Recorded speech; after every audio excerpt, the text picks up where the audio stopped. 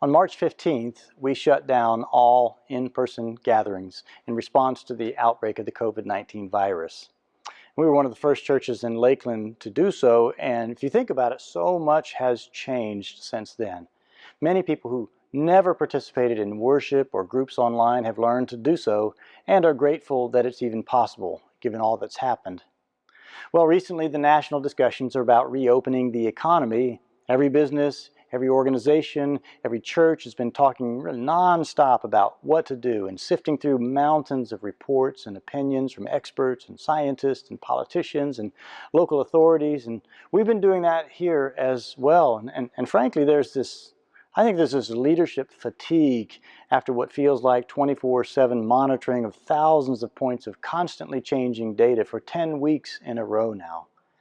I'm so happy to say that last night, the session of this church, the Board of Elders, met to consider a proposal by the reopened First Presbyterian Church Task Force, and which is a group of elders plus some staff leaders charged with putting together a proposal for what it looks like to reopen here. That proposal right now is getting some tweaks from last night's meeting, but I wanted to give you an update and tell you where we are as a church.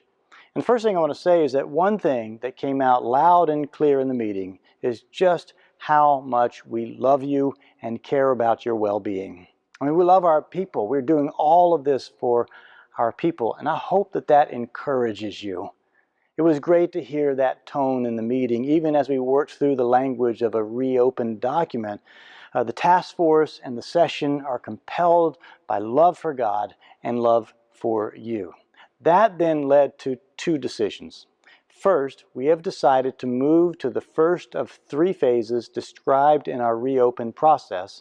And effective Monday, June 1st, we move to phase 1, which allows those who want to begin in-person meetings and to do so in low numbers following social distancing guidelines.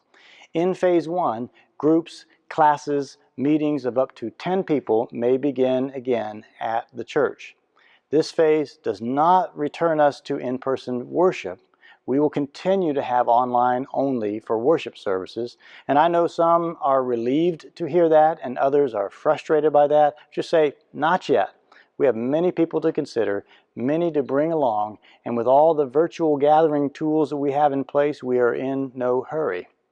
Having said that, the session also considered a second recommendation from the task force, and that is to circle June 28th on the calendar as a date to move to phase 2.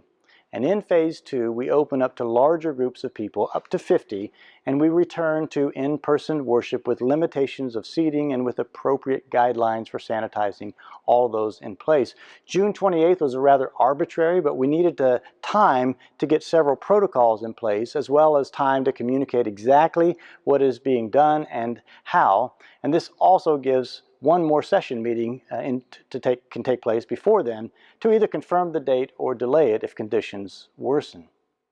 Now, for those who are in the vulnerable population as defined by the Centers for Disease Control, do not feel compelled to come for any of these reopen activities. The session asks you to seriously consider staying home.